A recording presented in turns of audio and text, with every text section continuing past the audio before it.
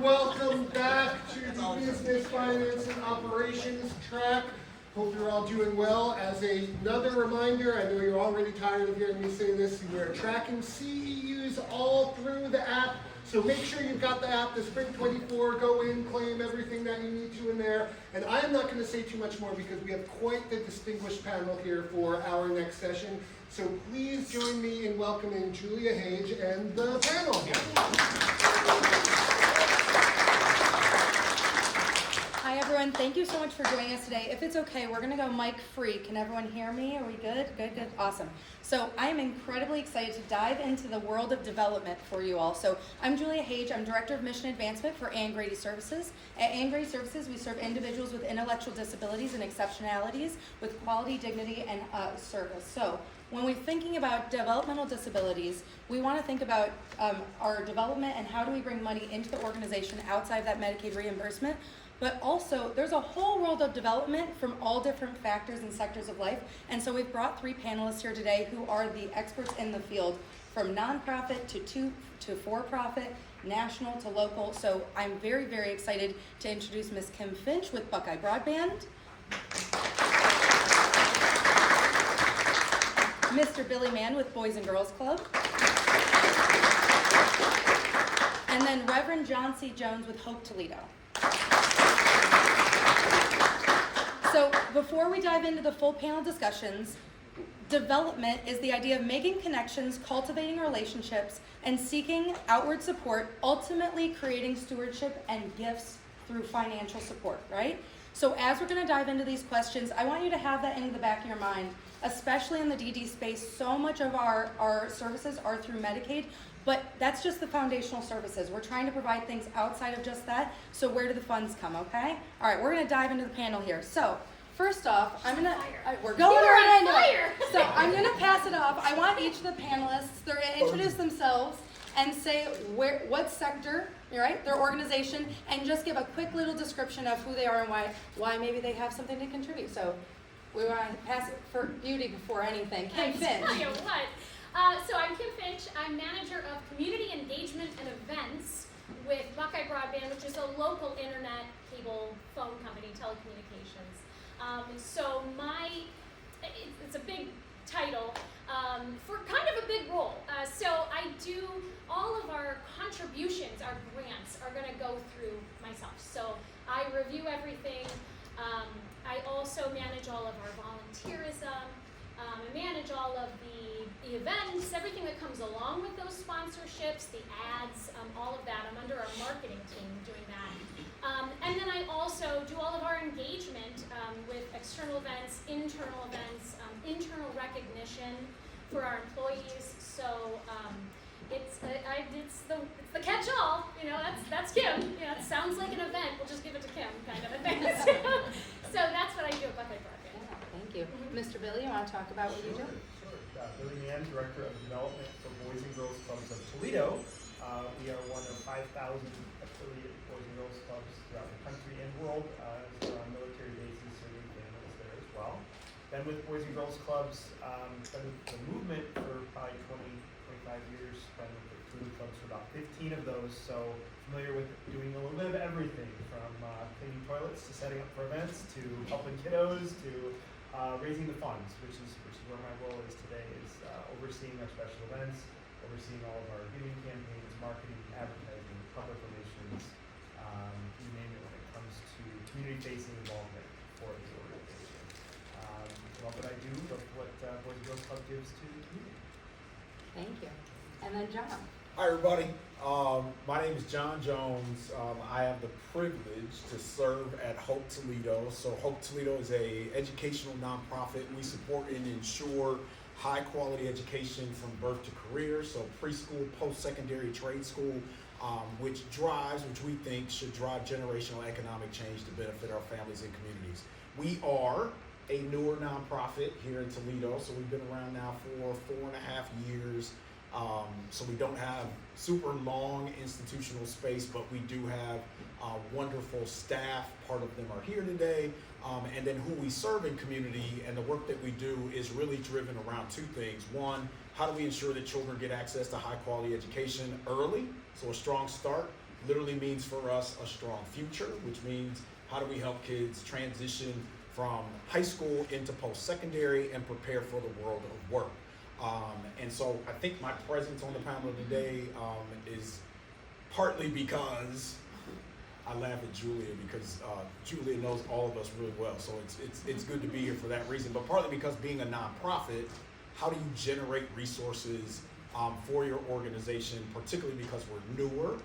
We've had some interesting, I would say, conversations and also interesting successes in how we've been able to do it and partner with for-profit institutions, businesses, corporate, political spaces, all of those different things, and then also do partnership with other nonprofits in the community in order to get the success that we're looking for. So I'm thrilled to be here today and hopefully learn as much from you, but I'm sure I'll learn way more from you than you'll learn from me.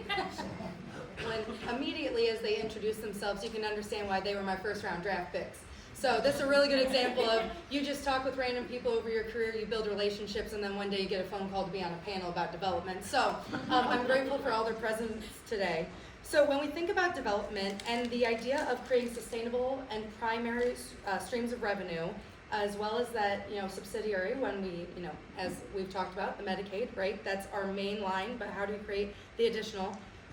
What is a primary area for your development initiatives to create robust funding to drive your mission forward? So for us at Grady Services, we do event coordination, we do fundraising throughout the year, we do ask campaigns, we do marketing communications, we do grants.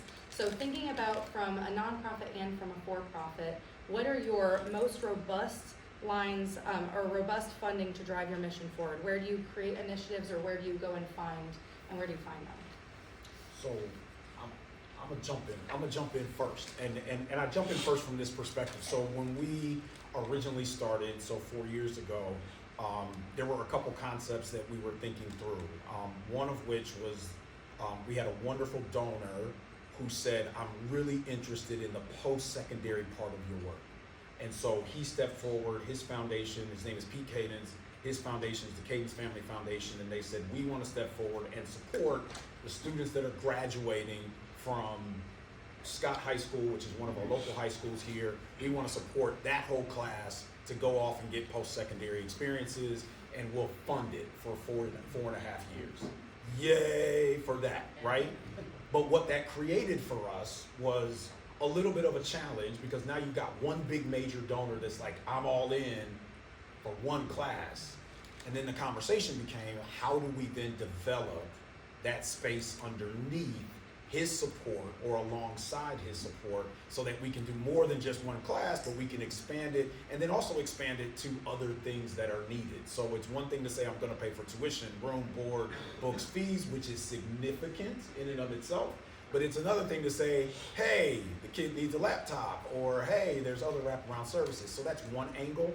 The other angle that we leaned into very quickly, and some of this was the nature of the beast, we were also trying to stand up an early childhood program. We worked with our local government, so the city of Toledo particularly, and then the county as well, Lucas County came alongside. The timing of our effort was right around the time COVID had hit, right? So that created another challenge. We'll talk about that later. But it also created this space because COVID relief dollars came like the next year. And so because the city and the county got massive amounts of money, they said, well, we want to see this happen. We weren't successful at getting some funding initially. So how do we do this? Let's give you all X in a grant form to get the ball started. So that got us, how shall I say this? That got us moving really fast, which is good and bad at the same time, right? So it's like a boatload of money coming, which is great, but now you got to do something with all that money that you just got, and you have to do it quickly. So I say all of that to say we're young in the work, and so as you go out and you get dollars, there also has to be a plan for how you're going to utilize those dollars. There's a plan to ask, and I'll talk about that later, but there's a plan of how we should be asking, particularly as nonprofits, but you gotta know what you're gonna do with it. And if you're fortunate to get a deluge right away, yay, for a lot of money, how do you make sure that you use it and you're not misusing it, because you can misuse it very quickly? And I don't know if y'all have ever applied for grants, but if you don't use the money, you have to pay it back. Like if you don't prove that you've used it, because you gotta show receipts and reports and like all the things, you have to pay it back.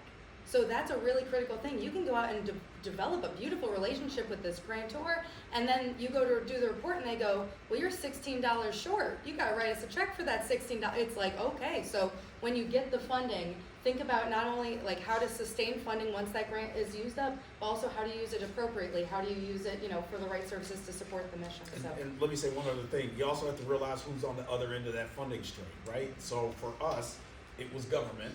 Yay, government. I don't know who's in the room, so I'm gonna be really careful. Sorry. But they also didn't have a very clear delineation of what they wanted to see. So we were getting dollars from both city and county. The city had a very clear line. Give us this, this, this. The county, not so much. They got there, but they weren't there on the front end. So we were like, yay, we got $1 million. But then later on, they were like, okay, with that $1 million, you got to do this, this, this. Fortunately, we were already moving in that direction. So the internal infrastructure of your organization becomes just as important when you're requesting those funds. I would have to say, I agree wholeheartedly, John. So with Boys and Girls Club, we have the fortune of having a long history, but I would say we haven't changed as much in the last, prior 50 years as we have in the last 5, right? So, which has been very exciting for our local movement, but it's also changed how we look at funding and sustainability particularly. So I would say, all look pre-COVID, right? So the timing of our change was just before that, in that I feel we had a great formula for what we do for families. We had a great formula for fundraising. It worked. It was sustainable. Our board had worked over decades to kind of build what they wanted to see as far as income goes. And you can imagine a pie chart. When you look, about a third of that comes from government resources, government grants, etc. As John mentioned, they have their positives, they have their negatives.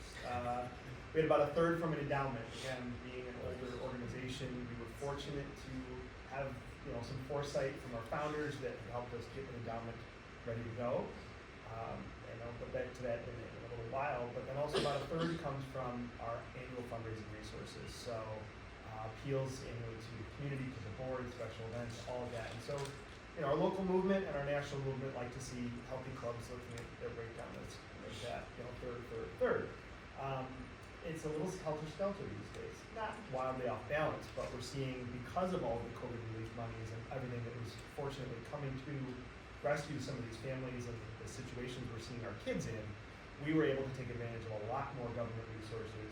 We had a leadership change in these last 5 years, and our current leadership is saying, let's be a little bit more risky. Let's not certainly, in a negative sense, but let's try some new things. Let's uncover different government funding resources that we maybe have been, more conservative with in the past. So we're taking new risks, I think, within reason, knowing that we still kind of have that cushion at the end of the day in what we fundraise for on an annual basis. The endowment piece, as I mentioned, that's actually a slice that's a little bit less reliant on these days, which is a good thing. I think we're going to be looking at how that can help us, down the line even more so. But I would say, we kind of get into the weeds as far as what to do and what not to do. But from our perspective, when you're trying to look at other things outside of those government resources, definitely try to build in some sustainability planning, which is a buzzword. I hate to, overuse it, but looking out even 10 years down the line, if all systems stay as they are, here's what our funding sources are. Can we project that out 10 years? And then what if we adjusted a little bit? What if we lost that source in 3 years? What would it look like? Building out, even as simple like a spreadsheet, what that sustainability plan looks like, we found is very helpful. Yeah, go ahead, Ms. Tom. Oh, I was going to build on that, and then So even with the idea of sustainability, also planning ahead. So I know that when we think about grants, or even endowments, when you go, okay, I got this grant this year, but if I am awarded this grant, I can only apply every other year. So then now I have to think, okay, I got the grant in 23, which means 24 I'm ineligible, which means 25 I can reapply. So now in 24, I need to be thinking ahead to 25 and adding that to my 2025 budgetary plan and expectations. And do we have a project to match that? So yeah, thinking about the sustainability and sort of planning ahead. So over to Ms. Kim. So what I thought was really fun about me being part of this. As a nonprofit, as a for-profit, I'm on the other side of the table. So I think that's a really valuable thing for people who are requesting money, somebody that you might want to hear from. I use the analogy, I used to be an actress, and I always wanted to know what the people who, I was auditioning for, what they thought, why am I not getting these roles? I couldn't figure it out. And then a professor told me, you need to get on the other side of the table. They said, you need to start helping at auditions. You need to audition other people. And they said, you're going to learn pretty quickly, the ins and outs and how to really get ahead. So I consider it that way. I think I know what I see, but you don't know what I see. So I'm excited to kind of be a part of that. And with your question, we obviously are looking for sales, new customers, retaining customers. So it's price, it's value, and then it's reputation. It's how is it important for me to support a local company? We're a local company. Is that important to people? That's kind of my piece. That's my job. But really, I lean on you guys because I can't go on Facebook and say, Buckeye Broadband just gave $10,000 for blah, blah, blah. People will be like, stop raising my bill, and that's what they say. It's like, literally, I've gotten that. So we don't even do the big check presentations anymore. It actually bites us in the butt. It is the hardest thing for me to be able to talk positively about what I'm doing every day with Buckeye when I, support Ann Grady or Boys and Girls Club. So I put it on you guys, and what a value that is for us. If you say, Kim, will you sponsor this? We're going to put this out on social media. We're going to talk about you here. We're going to thank you here. We're going to talk to your customers about this. Now you've just added an enormous value to what you asked. And I can tell you, it's gold. And it's free. All we need is for you to talk about it so that my customers know what I'm doing and so that our employees know. That piece is really invaluable. And I think it is somewhat underutilized in this. How sad that I think, and I can't tell somebody, yes, I'll sponsor it, but will you talk about me a little bit? Tell my customers how great we are. I can't do that, but you guys can do it. Yeah. And boy, that not only will get you a sponsorship, but it will retain that sponsor next year. Because I know you care, and that you're going to help me show my value in the community. So that's why, I'm here. So just to jump in there, I think it's important. Kim just said something that's critically important, and you all may not have this opportunity, but think about it, because there are ways you can do this. So Kim said that her instructor told her, you need to get on the other side of the table. So real talk, I've been blessed to not only lead and serve in a nonprofit space, but I've also served in, quote, corporate spaces, right? And so being on the other side, right? So sort of on Kim's side, to have people come in the door and ask for money, and have multiple people come in the door and ask for money, and you have to make a decision about how much money you can give based on what's been asked. And there is a calculus, right, that you walk through in your brain to calculate how you're going to give and why you're going to give. Kim just gave you insight into part of it for Buckeye's perspective, but I've been able to sit in that room, and here's how you all can get on the other side if you've not already done this. I don't know who's all in the room, so some of you may have done this, but there's ways to volunteer, right? So for instance, right now we're going through a process in our community with our local United Way, and United Way has a 3-year funding process in which they go out and they say, hey, we've got X amount of money, and we're going to identify partners for the next 3 years, and they use community reviewers to walk through that process. And so I say out loud, for those of you that are interested in how do I raise money and do this, that, and the other, and what are folks like Kim looking for inside of that space, or other grantors, get on the other side. And sometimes it is volunteer. Is it a lot of time? No. Is it sometime? Yeah. But to see all of those applications come through, you learn real fast. And I'm just saying this very candidly. You can read 5 applications and you can say that one was trash, but this one was stellar, and now I understand why mine was probably considered trash. just keeping it 100, And the three right? other I just glazed over. Right, and some I just glazed over Just too because much. there are some things that jump out at you Yeah. when you read through that process. I'll take it 2 steps further. A friend of mine does federal reviews, right? So there's a bunch of, Billy talked about it, there's a bunch of federal grants out on the table, right? And you can put yourself in line, right, and say, hey, I'm willing to volunteer. I can't tell you how many applications you'd end up having to review, but when you read them over and over and over again, you start to get an idea of what makes sense and what doesn't make sense, and then you start to see what the funding pattern was and how they did it, and you start to build that. So then when you go back to write, now you're like, I should say this instead of that. And it's not easy, right, to say how's a person going to decide how to give money. Some grantors are really, really, really, really kind in how they do it. We've got one that's so stinking kind. They don't ask for a boatload of reports. They ask us 3 questions. I love them. But others are like, give me all of this data. Oh, receipts. I want the So description. I'll build on that as well as something else. Tear John up your touched ball. on. This is exactly what I wanted. We've had to, we've actually decided not to go down certain government funding routes. 21st century being one, if you're familiar with 21st century funding or whatnot. And by the way, how many of you are the fundraisers for your organization? Yeah, that's a question. That's a great Okay. question. Or how many are Oh, the yeah, executive director or the leader in charge of also Raise fundraising? your hand, Jess. Yeah. All right, okay. Just curious what, who's in the audience, because that is one of the reasons that we have looked at certain funding streams and said, my gosh, we can ask all day long. We're not afraid of the ask, and that's kind of fun in our role. But when I go back to my peers and we talk around the senior leadership team, and they look at me like, well, wait a minute, what did you just sign us up for? What do we have to deliver, and how often do the kids have to do, A, B, C, D, and E?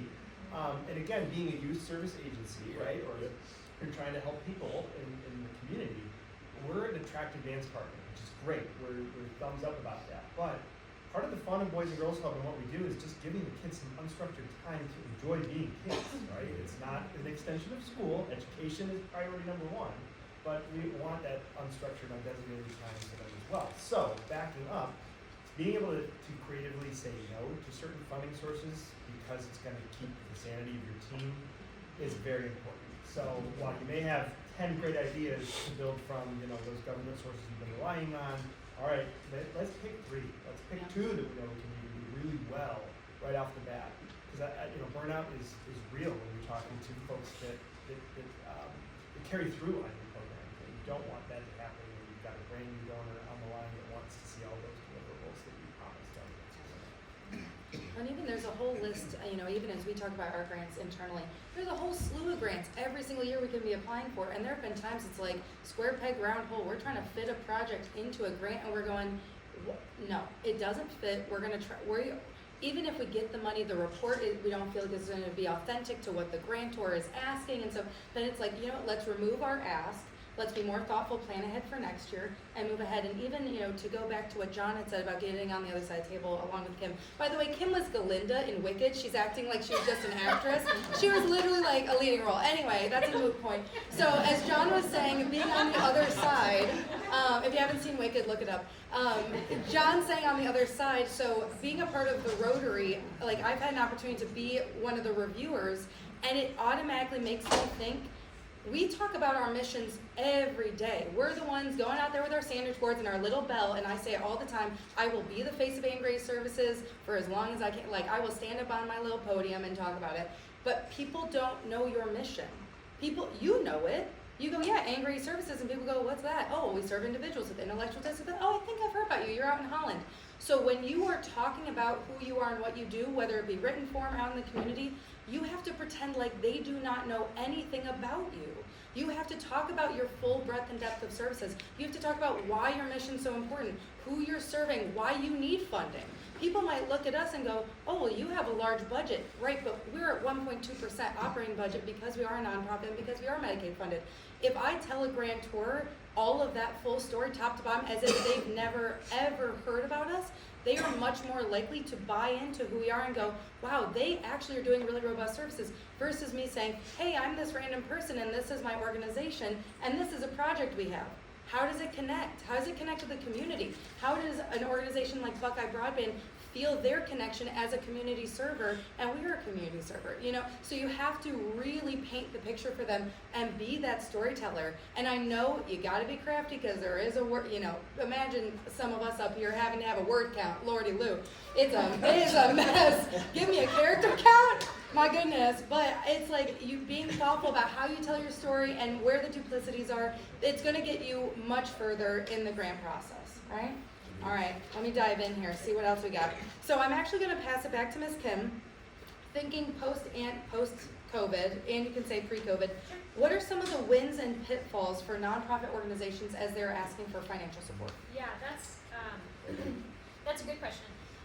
Wins, I would say, actually I have a great example of that. So along with recognition, PR, you know, that you're offering, it's really engagement. So the more engagement your organization can offer my organization, the more excited I am, because now you've just helped me out. You know, and I do events, I'm all about the internal engagement and how meaningful if it's somebody that we support coming in. And now my employees know how we support you. And, you know, so it's like, it's just an added benefit. So NAMI, that's the National Alliance for Mental Illness, reached out to us a few years ago. They wanted us to present their walk. And we had never really been that large of a presenter for this NAMI walk. But there was something about the relationship. Like, let's have coffee, Kim. She takes me out. She tells me everything they're doing. She really introduces me to the work. We create a relationship there.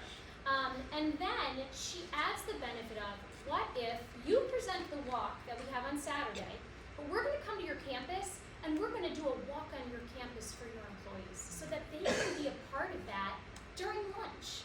You know, who has a free Saturday? Because I don't. I'm not at all. And that's a real challenge these days, is getting people out of the house, getting them to volunteer, getting them to fill a table for a free dinner. Impossible. But you are coming to my office and you're taking my employees out for a walk at their lunch, talking about what you're doing, putting signs out, getting awareness, helping them, giving them your card for your resources. So it just took her from like, all right, I think we'll do that too. We're going to do that every year because you are supporting us as much as we're supporting you. They also come to our campus and they do a creative arts workshop where it's just for mental health, just to get our employees out of their, you know, calls all day, out of their box, out of, you know, and helping them. And by doing that, they're sharing their resources. This is what they already do. They've just got a space to do it in for free. They're coming in and we're all there. And so that has really been a huge win, is when I'm seeing these organizations coming in and saying, well, why don't we come to you?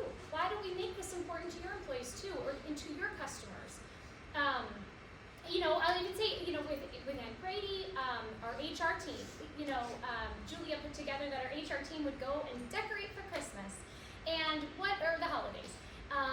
And that was so special to them, and they took the lead. Now that's big. I always say, keep the ball in your court all the time, because if Julia reaches out to me, so did the 5,000 other nonprofits that are in Toledo right now. So I don't know what's going on. I have no idea what's going on most of the day. So if you, it's literally, I'm bouncing from, I forgot I was even going. No, I'm just kidding. No, but She was on time, too. It's She was on really time. very overwhelming, and I don't have a team of people. It's just me. So I really need that help. I need you to keep the ball in your court. And for something like that to say, hey, I'm going to schedule this. I'm going to reach out to your HR team. I'm going to schedule this. I'm going to have them there. I'm going to take the pictures. I was hands off. Man, that was just valuable. So I really think those are wins. You know, I think obviously if somebody's rude, that's always a loss. Always be gracious if somebody says no. You know, there's always a limited budget. So I think that goes without saying, you would think. But I have had people be rude about it, and really rude about it. And it's shocking, for one, because you already feel bad saying no.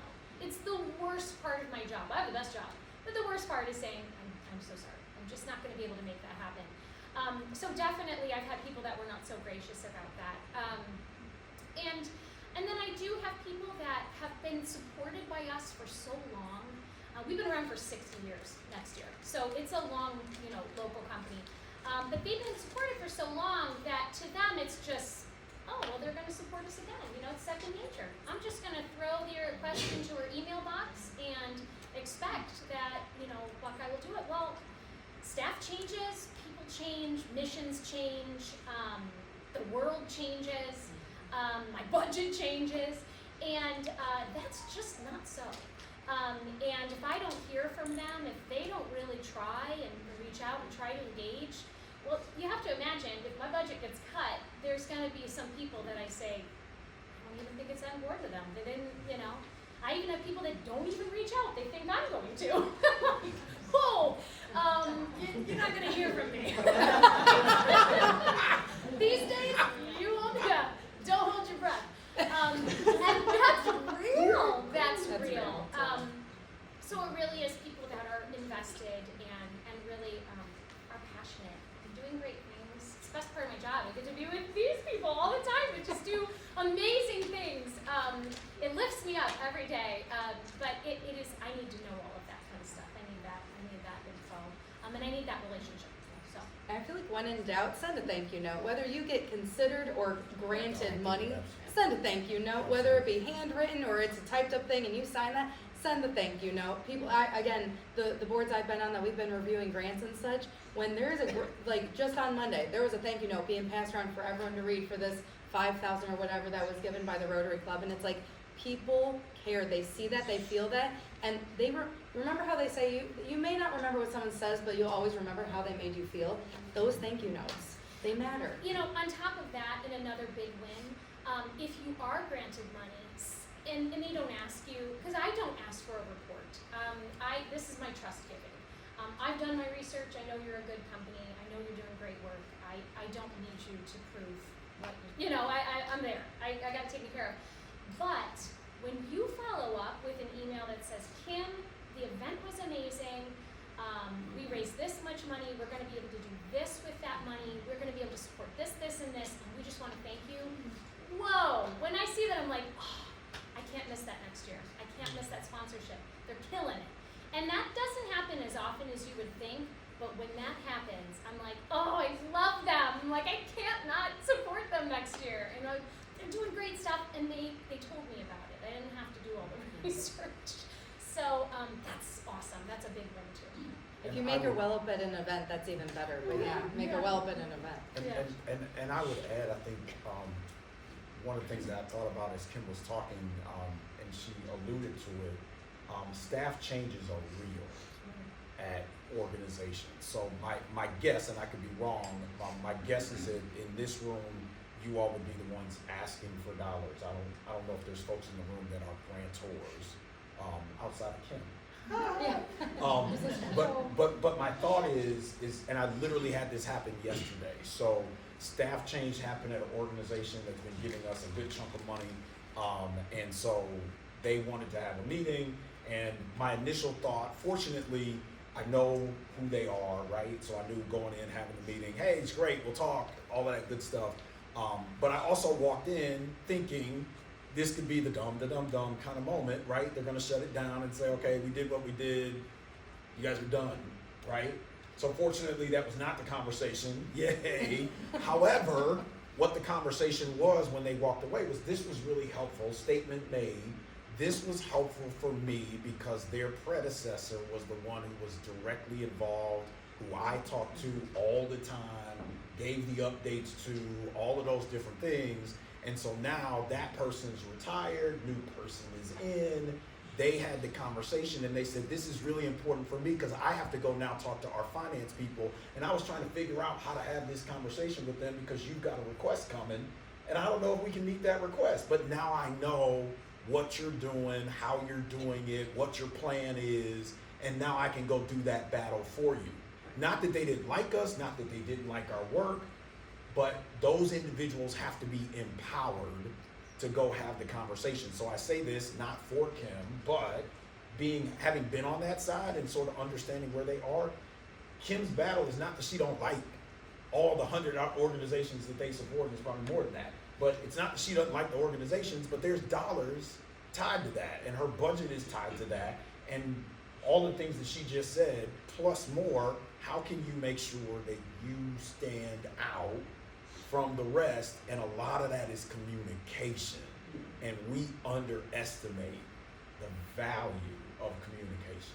And we got to lead in that, right? And I say that as a nonprofit organization, I have to lead in communication. It's a lot. It's overbearing sometimes. It wears you down. All of those different things. Yes, yes, yes, yes, yes. But in the end, it's massively worth it when they turn around and say, you know what? I love you. Here's another 300,000. Real talk. We literally had that happen in our organization.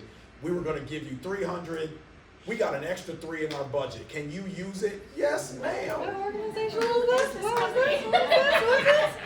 They were like, we got it. So literally, Bainham Foundation, I can say that out loud because we're not afraid of them. We love them. Bainham Foundation is a national foundation focused on early childhood. They had some extra money in their budget. They love what we're doing so far. And it's really driven. Elisa Hage is sitting right there. That's Julia's mom. I don't know her. But I don't know her. Elisa's That sitting lady right over there. there. She has a great relationship with them. She Yeah. helped us get that relationship. But for a grantor to come to you and say, we've got some extra money in the budget, can you use it?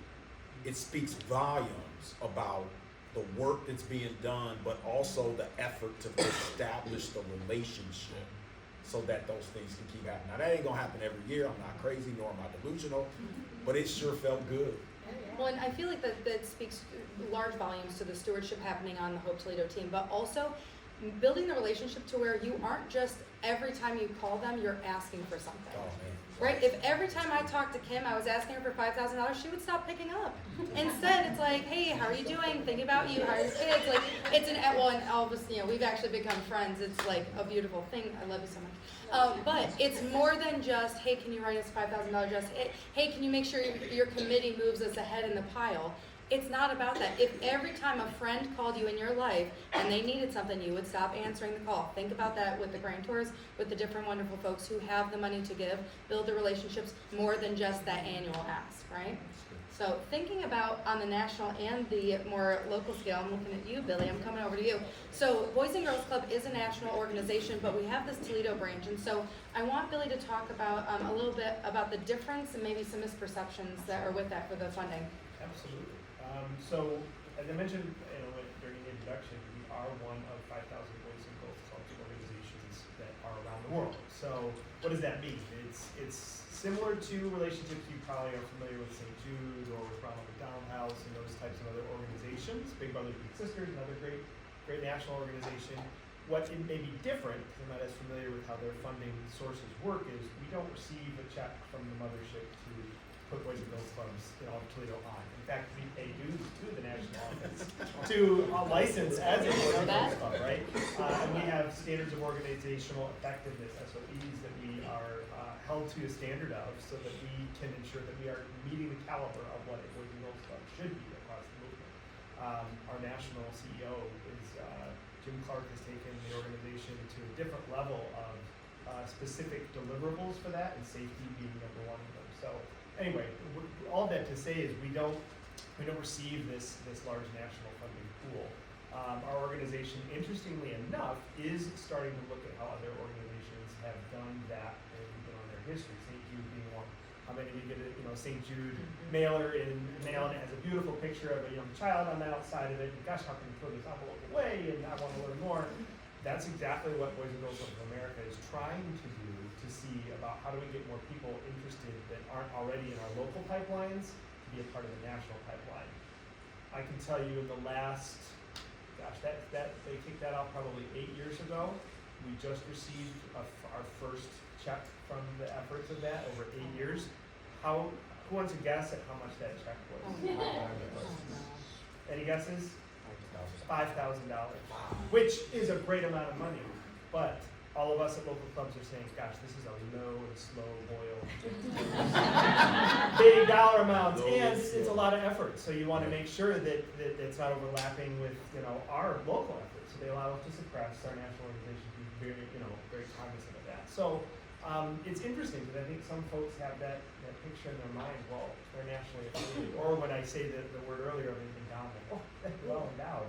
Oh, no goodness. We, there are things that we need to work on so that those new programs, because of all those new government funding sources, have allowed us to open more clubs. We've doubled our footprint in the last 5 years. We've got to make sure those doors stay open and serve those kids, and to grow within Northwest Ohio at that. So, we have the great leveraging that we can do with the national brand, the recognition. Who doesn't, know at least what Boys and Girls Club is. But to John's point, you have to keep reminding people. Our mission to enable all young people, especially those who need us most, to reach their full potential as caring, productive, responsible citizens. You can walk into any Boys and Girls Club in the country, and that is their mission. You can walk into any Boys and Girls Club in the country and see some of our programs that we have had success in over decades. But what you can't do is rest on those laurels. You've got to be changing. You have to be showing donors how you can help them solve problems. Kim and our relationship with Buckeye and Boys and Girls Club, we've worked together to say, gosh, is there something that our community, you have to offer our community that they maybe aren't recognizing or they don't trust, right? So we worked together and found unique ways to get in front of our families, to provide them not just what we do day in, day out, right? The mission serving of the kids, but also helping the families. So I would say it's a great thing, obviously, to represent our local organization, but it is a challenge at times for folks on the funding side. And something else that we all have to do at our local clubs is decide what is the right mix. Club in New York or Chicago, I spent some time working for the clubs in Chicago. They would throw a gala, it would raise them $2 million, they have all sorts of fantastic, bells and whistles that they could pull, right? Yes, $2 million. So it would be an incredible experience. We can't do that here in Toledo, Ohio. So we have to scale, right? So you can't get over your skis and thinking, gosh, just because, it's Boys and Girls Club, people will come. No. Again, you have to evolve, you have to keep it fresh. How many of you, and we'll touch on this topic, the taboo topic of events, special events, how many of you do a special event to support your? Yeah. Okay. Said it out loud. All right. No, you can say, oh God. And how many of you do not do a special event to support your fundraising efforts? Hey, those of you that raised your hand before, find the people that, that didn't raise their hands and said, we don't do one, because honestly, they are so labor intensive. They are can be hugely fun, but they can also be a big time suck. And so I would challenge you, and this is an uncomfortable conversation to have with your board, with your development team, with certainly those volunteers who spend hours and hours of unbillable time to put those events on. But add all those soft costs up. Add up the costs of your time, of your development team's time. And look at that as just as closely as you do your net income, and then see what your true net income is. We had to sunset an event after doing it for 25 years. It was beloved, but it would truly, at the end of the day, net us even once you took all those soft costs in. So we had to look at that very creatively. So if you don't have something that is extra special and gains you that, significant amount of income without taking all those cost factors in, hang on to it tight. But I would encourage all of you to look very closely at your special event fundraising. I would, I'll jump on that too. So for somebody who sponsors a lot of events, it's also labor intensive for me to just fill the tables. It is. And truly, that sounds awful. You would think people would be like, I'd love to go and have a free dinner and, enjoy this. But really, I am about to hire an admin because I cannot keep up on getting tickets out, tables out, golf foursomes out. It's like I'm too busy to be filling those. And when you get that email that's like, oh, hey, Kim, we need your 10 names tomorrow. I'm like, oh, dear God. I have no one. I She's forgot. texting everyone. It is, yeah. You want to see? And a sponsor doesn't want to have an empty table. Well, that's the big thing. So it's absolutely embarrassing to me if our seats are empty, because then you just spent money, good money that should be going to your mission, on people that didn't show up. And that is, a lot of times I just donate the table back. That also makes me feel bad. Like, nah, we don't want to be there, but we'll just give you a check. So it really is difficult on my end too. I could really do with a couple fewer events happening. I'm on a board actually for the Valentine Theater, and we are actually going to drop our gala, which is the only event we really do, and I had to fight. Big news. Breaking news here. You heard it Well, first. okay.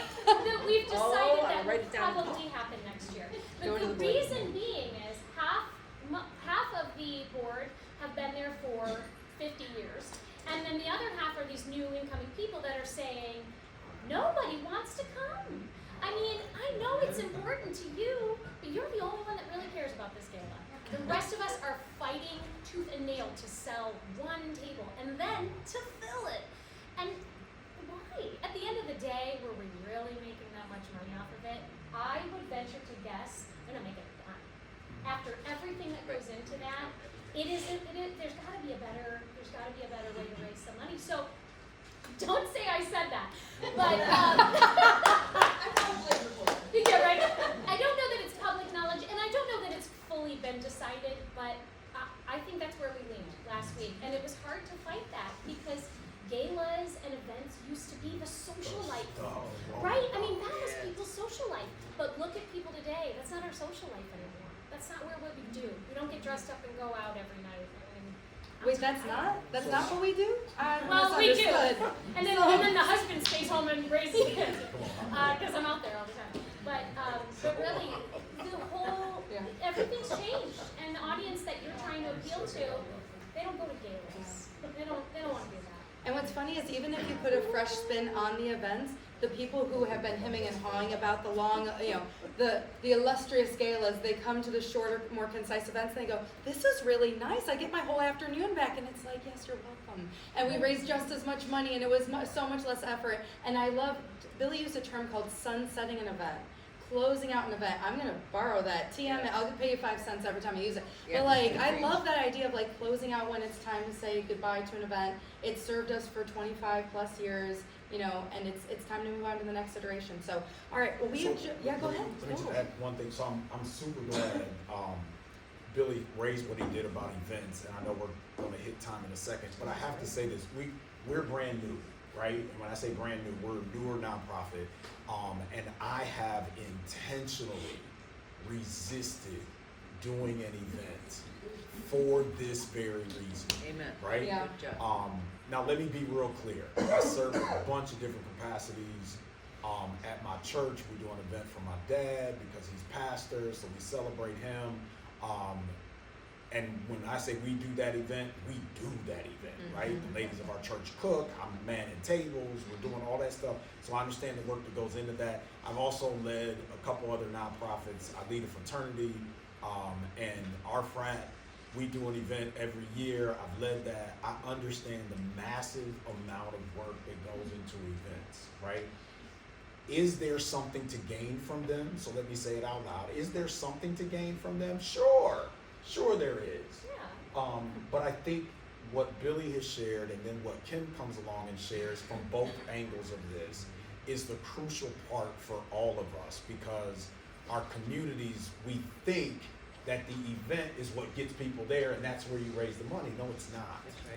People give money because they are invested in what it is that you do, and they can write you a check for 1,000 sitting at home just as quick as they can write that 1,000 sitting around the table. And I would argue they'll write 1,000 from home quicker than they'll write it at a table at an event. I promise you they will do it. I will say that, just to add to John's comment really quickly, we had somewhat of the opposite problem, and it is just as troublesome. It's even more troublesome to me from our corporate community. So our major special event is really the conduit for our corporate giving. And after COVID, we did a non-event. So you didn't go to the beach, you didn't have a big party. That's our fundraiser. So we said, well, great. We didn't have to have barefoot. Let's try it differently. Let's lead with our mission, and let's reach out to the same corporations and businesses and build this whole package. Be our friend. Be the friend of Boys and Girls Club. And by the way, yeah, you get barefoot at the beach. You get to come to lunch and all sorts of things. Crickets until people started to hear barefoot at the beach, which is our event name.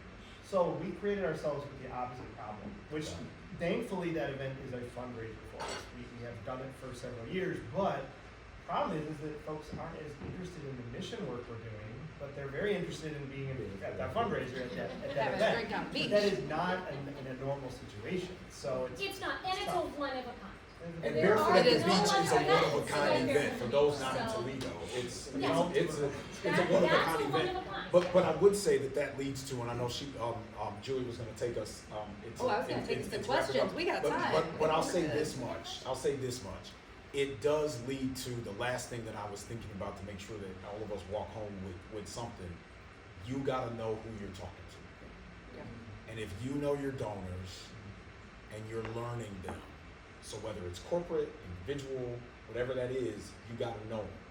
So by knowing, right, that they really want Barefoot, so now that changes what it is that you do inside of that space. But if you don't know who they are and you're just throwing stuff on the wall, then you're in trouble. But when you know your donors, you can tailor what it is that you need to do so that it meets what is needed from them, but what is also needed for you and your team as you're navigating through it. So again, for me, which I've learned and in the hard way, is communication is key, right? So you gotta keep talking, you gotta keep sharing, you gotta keep learning, because that opens the door for you to really be great and maximize the mission, because that's the end of the day, right? The mission is what you're there to do, and you gotta have a margin in order to have a mission, right? So it's not this whole, yeah, we're great, we can do it. No, you gotta have a margin, you gotta have some money, or else you're not gonna be able to keep executing your mission. And that donor base, they're changing, generations are changing. Lord, So yeah. as you're building the relationships and keeping that communication, if you know your people, you know how they want to give and you know what they're looking for. And then, you know, from there, you just trust those instincts. Talk with your people and you'll trust those instincts. So we have about 10 minutes, 9 minutes. I want to open it up to any questions that folks may have because I know there's, yeah, right in the back, go for it.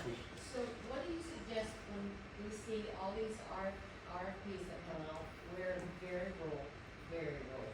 There. You know, a lot of them will say, funding sources available in these 10 counties. Well, let me tell you, Highland County, Ohio is not one of those 10 counties, and I actually have never seen Highland County listed in one of the larger RFPs. Yeah. Where do we search for, because our board is now wanting us to focus on grants, getting grants, setting up fundraisers, doing all those things, when we have a population of 30,000 people, maybe in our county of farmland, not a lot of, what you consider corporate donors. Yeah. I have reached out to corporate donors in, you know, other areas of Ohio who said, we keep ours local. Where do we go? So I would challenge your board to look creatively at some of the resources that you have unique to your community. You said a big one, land and farmers. So maybe it's not looking at short-term cash in the door, which is needed, of course, but it's looking at long-term planned giving, looking at folks on your community to say, look, I know this may not be a gift today, but would you leave us in your estate plans down the line? And then making sure that you have the resources within your team or a really good estate lawyer on your board to say, okay, if we get a gift of property, a gift of land, or a gift of an asset, you know, that we can liquidate to create funding for us, how do we handle that? Because you don't want to be set up to get something and then, gosh, it's going to take us a year to figure out how to get the money that we need. But I would look at what ways you can be a little bit more creative in that space. Again, not as easily transactional, but I would look at a planning that legacy giving maybe as an option. That's good. I would also add, so in many communities, not all, because you identified that it's rural, community foundations that could be close to where you are, types of entities that are driven not from a corporate perspective, but more from a community-driven kind of space. Understanding where they're located in proximity to where you are, and then what resources that they have. So I can talk about Toledo, and I can talk about a few other spaces, but in your neck of the woods, it would look different, but having that conversation with individuals like that. So when I talk about Toledo, I can go just a little bit north, and we can go up into Lenawee County. Lenawee County's not huge, right, from one perspective, but they have a community foundation, right?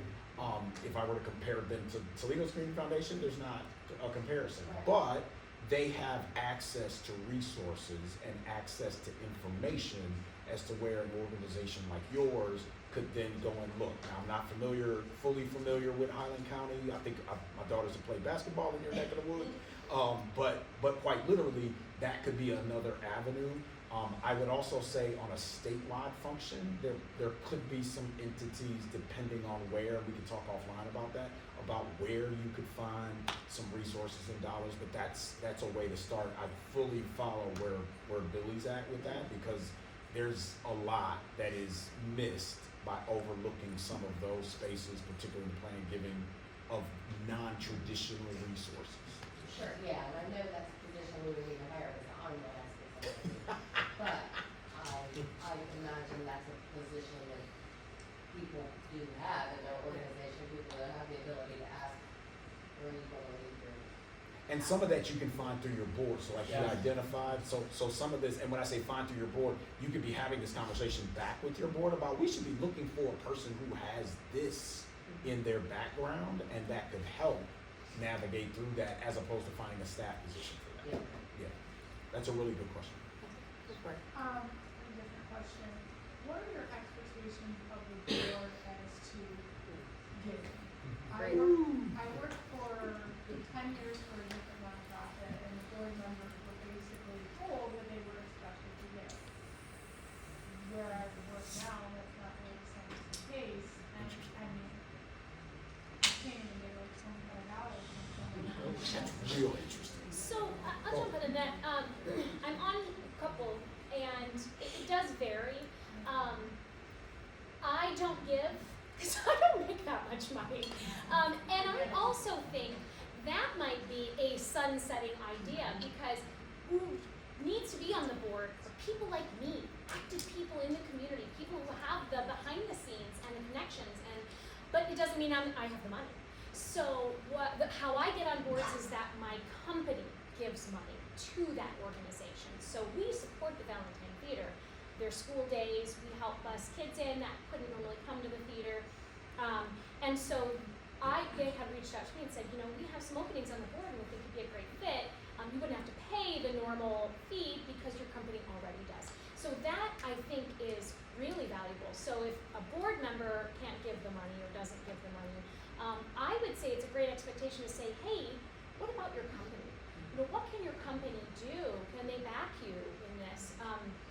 And from there, I think that has helped us fill the board in other ways too, because this generation, we're not rolling in the money these days.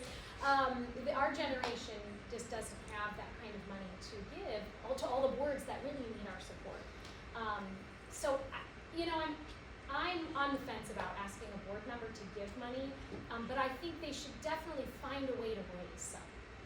If they can't give the money, well, they certainly can get people on board to raise some. So I was going to add to that. So we've tried to. So I've done board leadership, board governance for a really long time. Previous organization I was in. So we institute a policy that's sort of like a give or get policies, which is what she just identified, right? Either you're given or you go get it, right? In some way, shape, or form. But the other side of that is that it's the language of what you're asking your board to do. So it is not. Board that I have right now for our organization, we don't have a dollar amount that our board has to give. We just say, can you give something? Why? Because then I can go report to any other donor that asks that we have 100% board giving. They don't ask you how much did your board give. So if someone gives me $10, if a board member gives me $10, I say they gave, check. And then I can go say to someone else, I have 100% board giving. So I think it's sort of standing it up and sharing with your board how critical the board giving space is. Some larger foundations, larger entities do look for boards that are already giving. Why? Because they're saying, well, how am I going to give to you and your own board doesn't give? And so it is not the conversation of they got to give the thousands, which previous years, many boards have been in that space. To get on this board, you have to give $3,000. They found real quick they ain't getting many board members. Who's right? volunteering? But the conversation on top of becomes that. one, give or get, right? But two, it really becomes give based on your means. And so if your means says I can give $10, thank you for the 10 because I can use it. And then be an active board member. Right. And that's the other thing. Yeah. Is there Now board don't give members? nothing. Don't give nothing and then don't show up to Facts. meetings. Yeah. I can You guys find a showing new up to board member meetings? for that. Bring people to events, bring people to, different community engagement opportunities, and that's where, I've been on boards, and also we have a board in our own organization, and when those people are not active, it's going, well, be here with the mission. I'm not gonna serve on a board that I don't want to be there and volunteer my time and my own, I got lots of connections, I talk to everybody, so let's bring some people, let's stir some things up. So, all right, let's give them a really big round of applause.